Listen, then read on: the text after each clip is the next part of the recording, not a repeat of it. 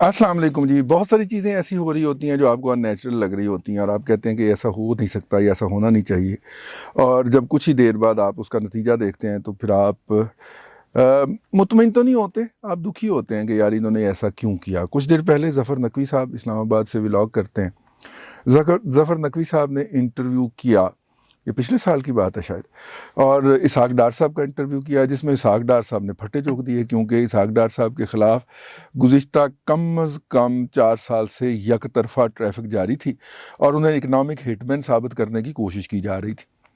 और जिसके नतीजे के अंदर जो था वो, अल्लाह आपका भला करे, वो एक डेमोनाइज हो गए थे। वो बहुत ही वो करैक्टर हो गए थे कि अली डार साहब जो हैं, जो उनके साहबजादे हैं, वो बेचारे भी सफाइयाँ देते देते, मेरा मतलब है बाप की सफाई देते हुए बंदा उकताता तो नहीं है, लेकिन इतना ज़्यादा बमबारी होती थी उनके ऊपर कि वो, मैं देखने वाला अगर इरिटेट हो जाता, दिक हो जाता, यार ये क्या हो रहा है इस बंदे के साथ, तो जिसके साथ बीत रही होगी उसके साथ क्या बीतती होगी, उस पर क्या गुजरती होगी।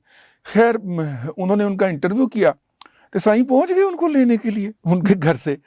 अच्छा, मुझे बहुत सारे लोगों ने ज़ाती तौर पे कहा, चूँकि आप मईशत के ऊपर नज़र रखते हैं और इसहाक डार साहब की जितनी भी मूव्स थी आपने उस वक्त भी उसके तजिए कर रखे हैं या उस पर तनकीद कर रखी है, तो अब ज़रा आपको इंटरव्यू करना चाहिए।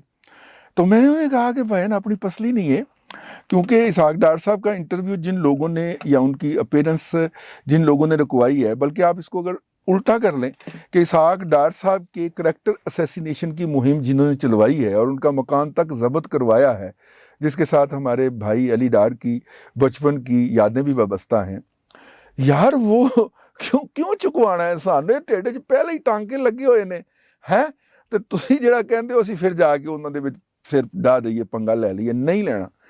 तो डॉक्टर साहब की जो बात छपेगी, हम छपी हुई चीज़ को अपने चैनल, अपने व्लॉग में पढ़ देंगे और उस पर कमेंट कर लेंगे, लेकिन ये है कि हमने एक्सक्लूसिव पंगा नहीं लेना।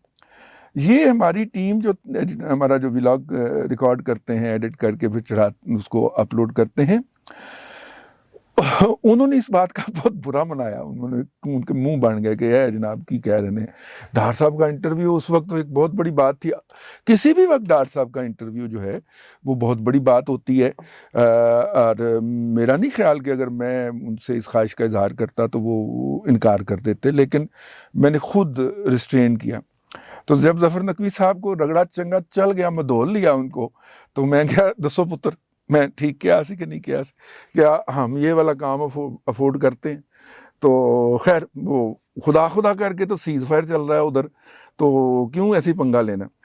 तो खैर, वो फिर इसहाक डार साहब जो थे वो मुख्तलिफ जो व्लॉगर्स हैं, बच्चों ने जो चैनल बना रखे हैं, नॉन जर्नलिस्टिक बंदों ने, बच्चों ने भी जो चैनल बना रखे हैं, वहाँ पे उनके इंटरव्यूज़ आते रहे।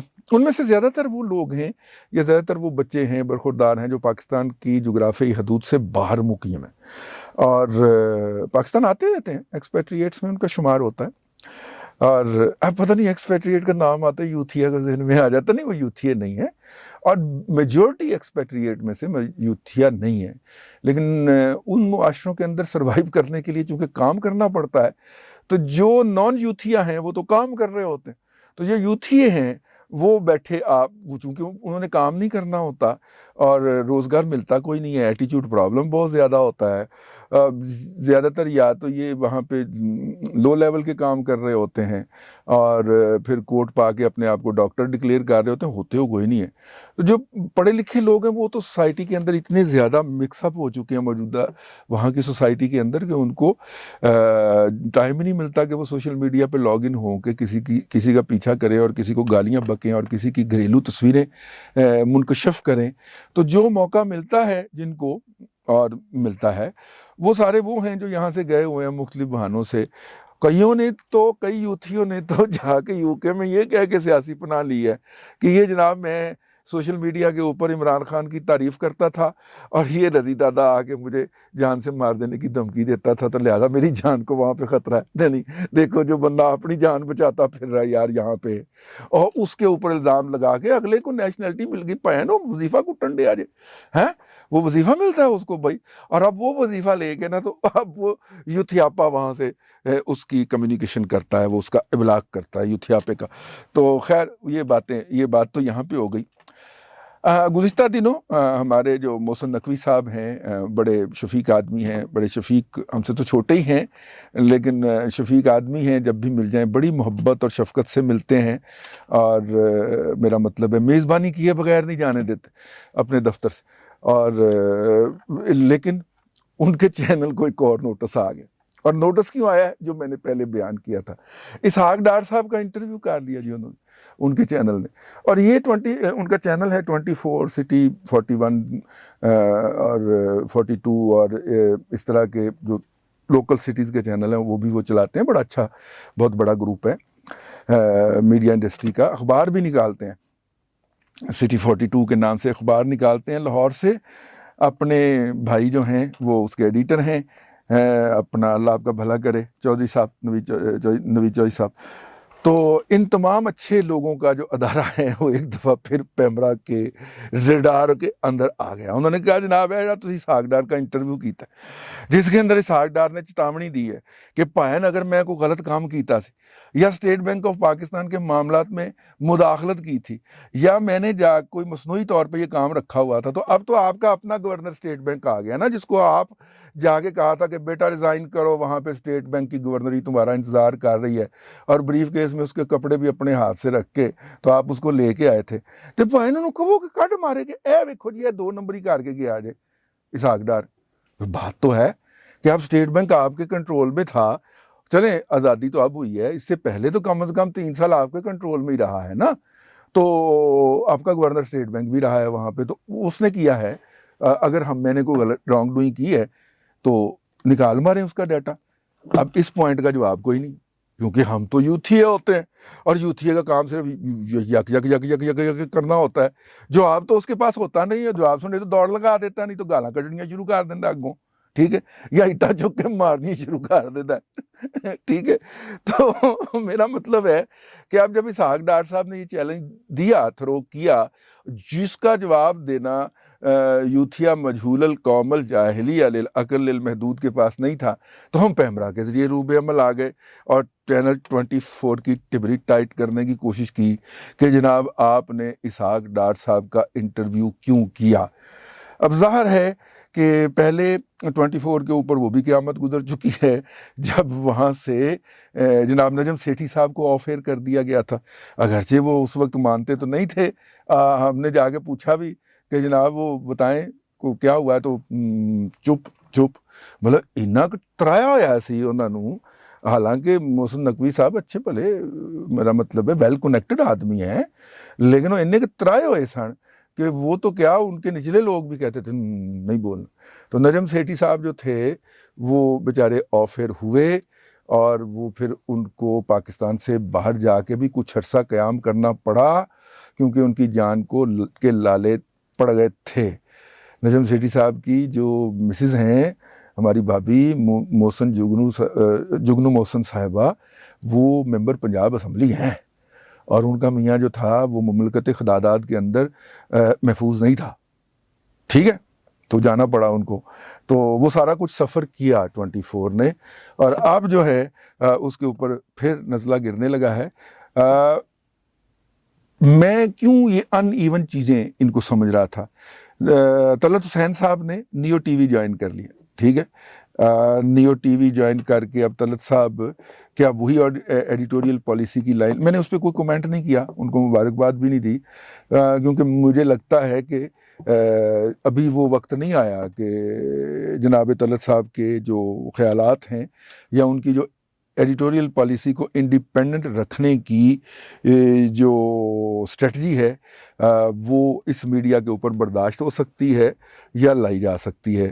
تو میں اس لیے اس کے بارے میں بڑا کوشیسلی دیکھ رہا ہوں کہ کیا یہ بیل منڈے چڑھ بھی پاتی ہے کہ نہیں چڑھ پاتی. لیکن جو ہے وہ بہرحال وہ انہوں نے نیو جوائن کر لیا، اور 24 پہ جناب اسحاق ڈار صاحب کا انٹرویو نشر ہو گیا.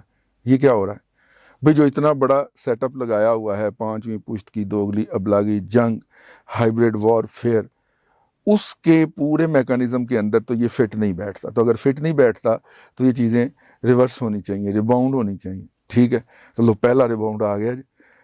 پیمرا نے 2 صفحے کا چھک کے نوٹس جاری کیا 24 کو, اور اس کے اندر انہیں کہا ہے کہ وضاحت کریں کہ جناب یہ اسحاق ڈار صاحب جو ہیں, یہ جو ہمارے مہاتما کو اور یہ جو ہمارے چوزن ون رضا باکر کو دے کے گئے ہیں چتاونی, تو یہ آپ نے اس کو موقع کیوں فراہم کیا. تو دیکھیے اب اس کا کیا نتیجہ نکلتا ہے.